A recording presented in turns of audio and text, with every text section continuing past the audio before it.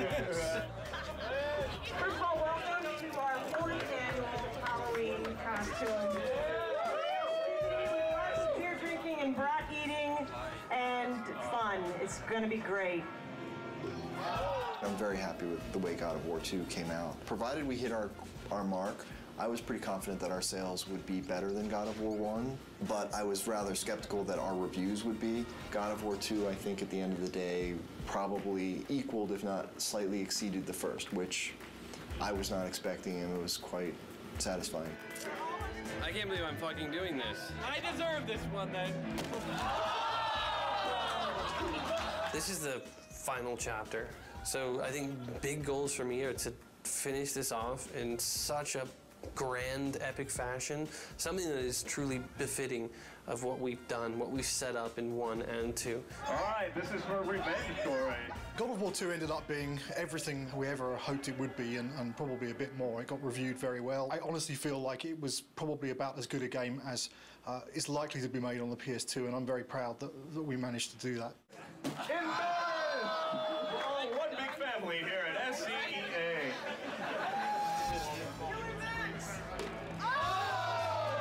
Once you start something, you got to finish it. So that's the way I look at things. God of War 3 is going to be the conclusion to the story. My hope is to make the best effects I can on the last one. When I think of God of War, I think of the best action platformer out there right now. I think other games and other companies look at us and go, how are they doing it? How can we make it like them? And that's rad, because I've totally been at the company where we looked at that game and went, man, how do we do that, you know? My main hope is that it escapes the destiny of sequels as well as God of War 2 has escaped the destiny of sequels. I'm going to be satisfied if we tie it all up and we can kind of close the book. We're past the stage of figuring out what we want to do. We're now in the early phases of sorting out the how we're going to do it.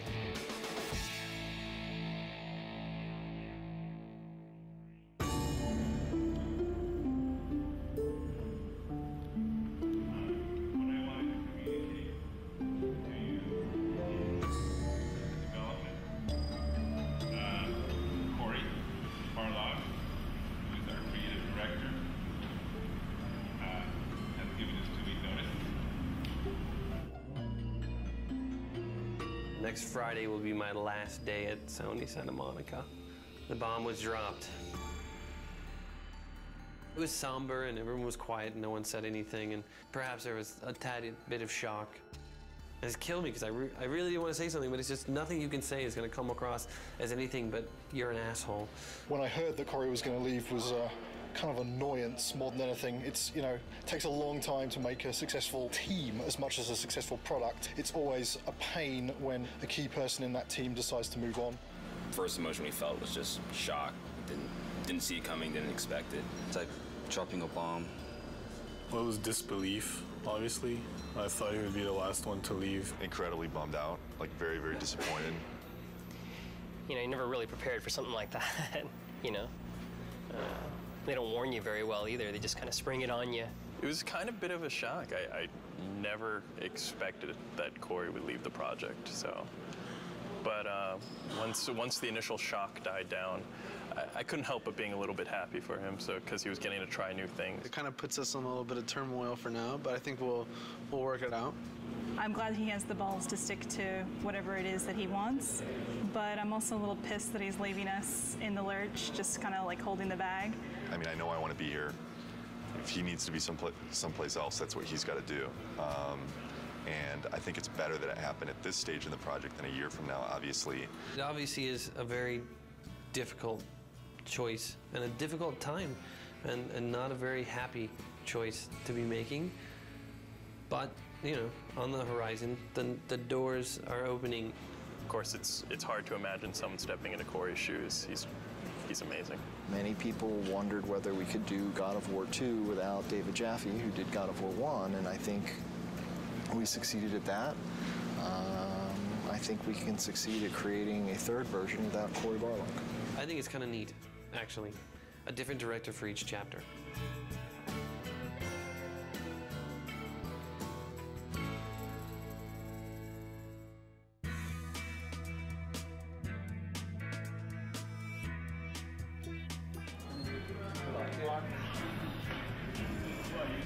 I have chosen Stig Asmussen to take the helm. When I became director, there was a very warm response from the team. I got a lot of tons of support, and I mean, so far everybody's been super cool.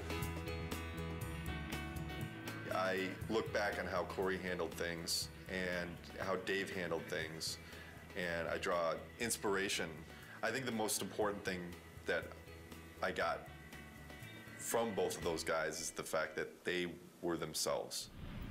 I'm super excited about this.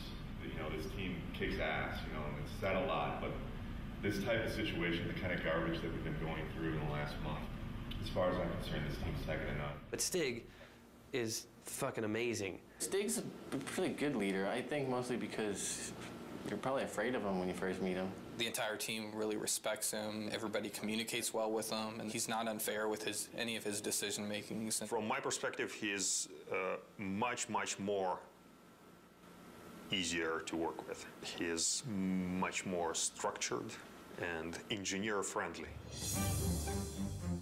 One of my strengths is to try to lead by example. Hopefully that filters through to the rest of the team and they're able to approach their tasks with total excellence. All those leads from the last game, those key people, they're in place. And that's really where the personality of the studio comes from. That's where the drive of the team comes from, wanting to critique every element and make everything that's in the game the best that it can be. It really is driven from the leads and from the culture of this studio, and that has not changed, even through the turnover. So working on the PS3 is very challenging. It's a lot of new technology and a lot of new techniques are required to make a game on the PS3, which means that we have to learn some completely new techniques for writing our game code. It's also a completely new graphics processor, so we have to learn about those graphics techniques and work out how we expose them to the artist in order to make the best possible art and give the game the look that the art team is interested in. We have a similar set of problems working with the designers. People's expectations for games on the PS3 are much higher. They want to see, you know, more enemies and more complicated effects and, you know, more ragdoll physics on the characters and, you know, realistic looking reactions when you hit people. So yeah, there's a tremendous amount of challenge working on the PS3. God of War 2, the team was able to throw so many things into the game and get things up and running and finding out, is that fun or not? The hard transition for God of War 3 is getting all that to work again because we have so much new technology that has to be built. You know what I'm saying? Everybody has to relearn their own personal expectations and their limitations and how they're projecting their schedules and their tasks and things like that. Everybody is counted on everybody else to kind of make accurate predictions on what they can do. It's tough right now because everything's new. It's just so much more involved. That's very worrisome. When are we going to get to the point where we can say something's going to take 4 weeks to do and it's really going to take 4 weeks to do? It's understandable that nobody understands that right now. PlayStation 3, we're able to push a lot more polygons, a lot more texture resolution and detail, so things are hyper realistic. I mean, they're so realistic now that we can actually see pores on skin and hair and eyebrows and nose hairs. You can see everything. We have a lot of work ahead of us. Every character now is like taking 6 weeks, 8 weeks. At least 6 weeks. Yeah, to make one. It's not like before, it's like 5 days we can make one. For me, it's not knowing kind of where the limits are. You can make stuff look so super realistic now, and that takes a lot of time. Whereas before, we really had defined limits. Yeah, it's exponentially more complex. And the other big thing is, this is going to be our first PlayStation 3 game, and we're expected to be able to beat games that some studios have released 2, 3, even 4. Gamers are expecting us to have better technology, better art, better visuals, better gameplay. Across the board, they expect it to be better. And that's pretty intimidating in itself. We're going crazy with the detail. When it's done, I think it's going to look incredible. You're going to see Kratos do a lot more subtle movement, more facial animation, things that the human eye just, usually takes for granted, but now we can include all those things. The things that we can actually accomplish are starting to now really become things that are only limited by our imagination. With the new hardware and the new system, we're able to kind of start pushing the player experience and creating like a much more kind of cohesive world. And like, the Titan before used to be in a cinematic and now you're actually like running on the damn thing. So it's like, whoa, we're getting there. Titans, we've never done anything like that. They're pretty crazy. It's insane. The fact that you're going to be able to run around this like moving character and it's basically a moving level, it's pretty insane. From a a programming perspective, they're a big challenge. We designed all of our animation systems and everything to deal with a roughly 2 meter high character Exactly. where, if his little finger twitches slightly, there's not too much of a big deal. Exactly. But when your character's like, 2 kilometers high, then a little twitch in the finger suddenly becomes like a really big deal. The very first moment those were mentioned, I was like, oh, Jesus, this is going to be a big problem. Yes. But hey, I mean, it wouldn't be God of War if we didn't try something we didn't think we could do when we started. Because I'm very proud of this game and you guys, I've invited a storyteller friend of mine to come in our walkabout. So Stan Lee is going to join us today and check out your work. This is such a cool time to be just walking around the studio and looking at things as they're coming online. Every month, we do a walkabout, and it's largely for the team to kind of, review each other's work and, and really compliment each other.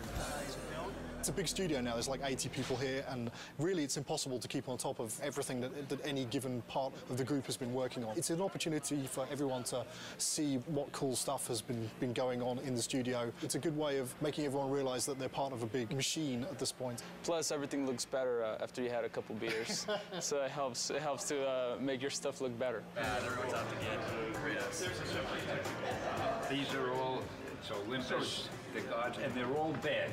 All the gods are bad, except this guy who's tormented. Yes. He's great. His line is, in the end, there will only be chaos. And then the next game you do is called Chaos. That's a great sequel. There you go. Zeus's brother Poseidon. Terrific. Terrific drawings. Hera. Yeah. I love to write dialogue. Maybe we could try something new. A video game with lots of dialogue.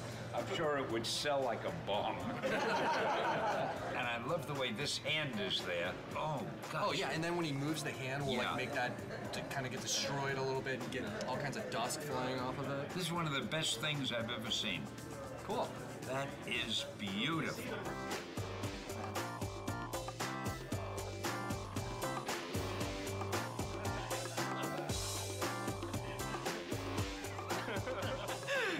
Last thing Corey did before he left. Okay, so long, fellas. We're just giving each other props here. Yeah. Cheers. There's no such thing as a bad walkabout because, beer at work. And also, Stanley rules! Woo! Just crawled up there. It's Stanley! Stanley!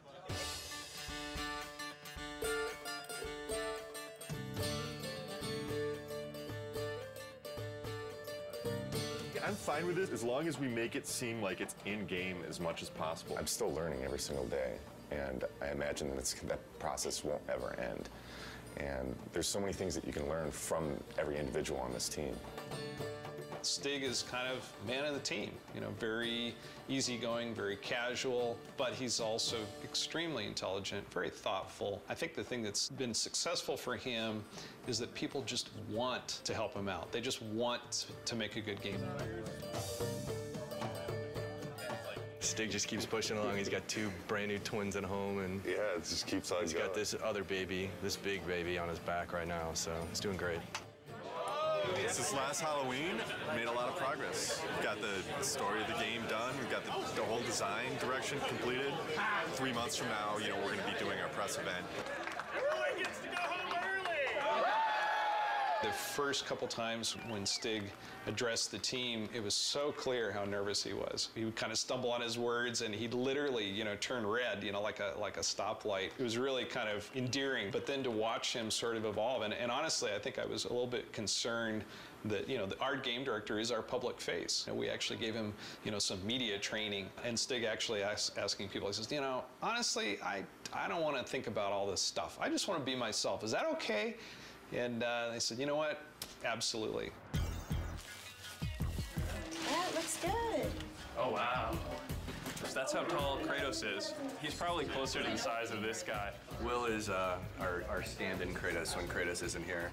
I'm about as close as you can get. We picked the venue and the location for the spot, and we brought all the media here. We have something like 60 people here from the media. I can't wait for them to see the actual gameplay. These guys are going to be thrilled. Love Kratos. Kratos is hot. Be nice to see if he ends up a god or destroys destroying Olympus. I do love the violence as well. You know, the women are very beautiful in the game as well. I can't wait to see what new characters they've brought to us, what new enemies, and I'm really excited. I also want the sizzle, you know? Maybe we can just focus it in a little bit more. We can play with that a little bit. Yeah. The development team has worked so hard on this project, so it's really fun to see when all their hard work comes to fruition. I'm going to get through the first couple slides up here, and then I'm going to start to walk around. Nobody has seen the gameplay outside of our studio, so this is going to be the first time. Want to get this over with. I'm nervous, but I'm also excited about this. I think we've got something really cool to show. I'm looking forward to seeing people's reactions. Can we play it? This is our first big kind of press thing. There's definitely some nerves with that. Anxious. I'm definitely anxious. The best thing that could happen today is people think it's awesome. You know, it totally kicks ass. The worst thing that could happen today is that people just flat out think it sucks. I don't think that's going to happen, but you never know with these media people.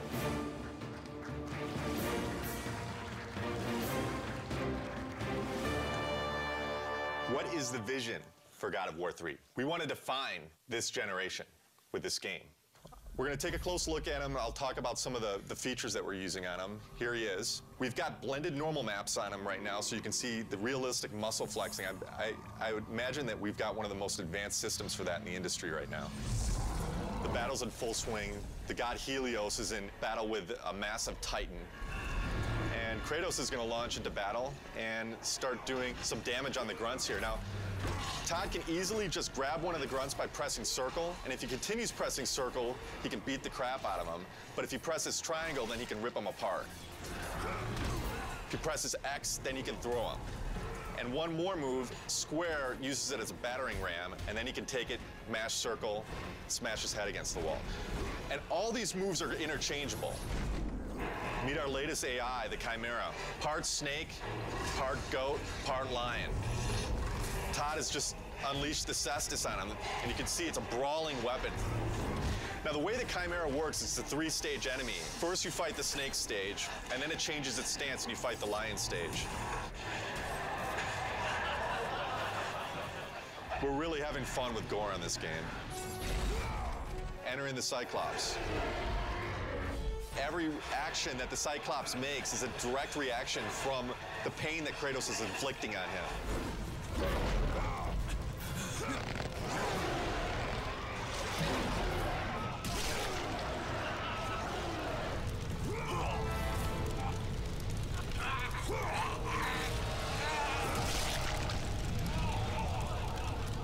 Well, that's our newest upgrade, the Helios head. It can be used to reveal secrets. Todd has now found the door of Eos. Another thing the Helios head can be used as is a lantern in darkened areas. This is our newest form of travel in God of War, Icarus Ascension. Todd now has full flight controls over Kratos and basically dodging gameplay.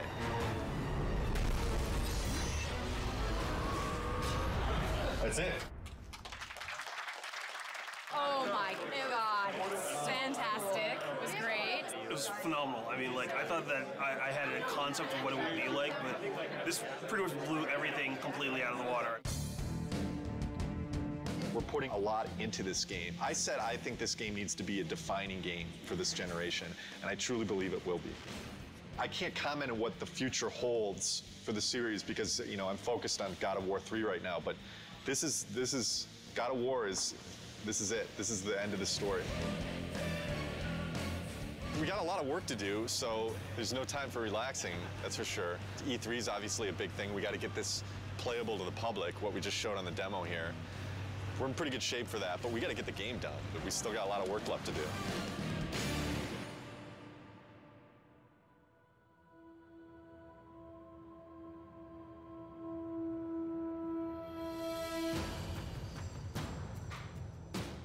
Right now for E3, pretty nervous about it. Nervous, I mean, think nervous isn't a bad thing. You know, you should be nervous. Your nerves should be on edge or else you're not going to get the thing done right. It's kind of ironic that most people would have been happy with the reaction for the press demo, and we were kind of like, we could have done better. We've undertaken to basically change the rendering path between February and E3 to make it look much prettier and much more next-gen.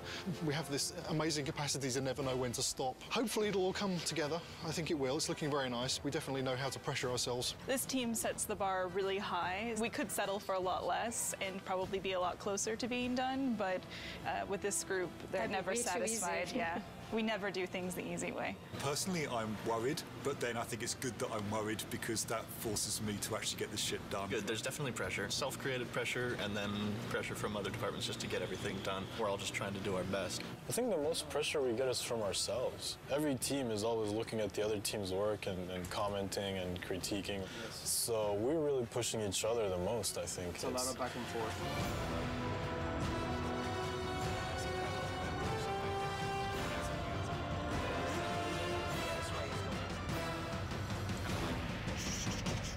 The following week, it's absolutely nothing moves because we're going to need to take every freaking second to make sure it's stable and we are at frame rate. So, stay with that. You want to just... The dead soldiers on the ground aren't in the poses? Nope, and they don't have blood streaks and stuff in here. Tyler's doing blood streaks. Alright, so we need a book over here then. The inactive mode would look like kind of like it does right now when the book's shut. The active mode, the book would open up and would have like a glow around it. We have to open and close the book? Yeah, there's a button for it. Showed him.